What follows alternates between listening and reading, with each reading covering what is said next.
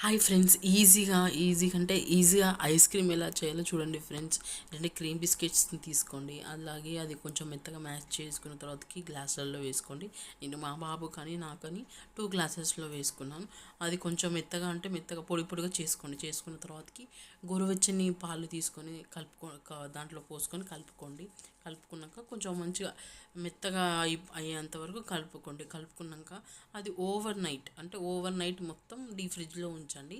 Morning అయ్యాక చూడండి, super అంటే సూపర్. చిన్న పిల్లలు అయితే చాలా అంటే చాలా బాగా తింటారు. మా బాబుకి ఎక్స్పెషల్గా చాలా అంటే చాలా ఇష్టం.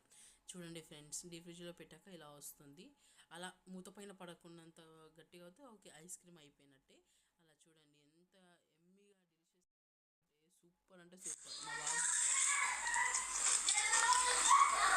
ఎలా ఉంది పండు? టేస్ట్గా ఉందా?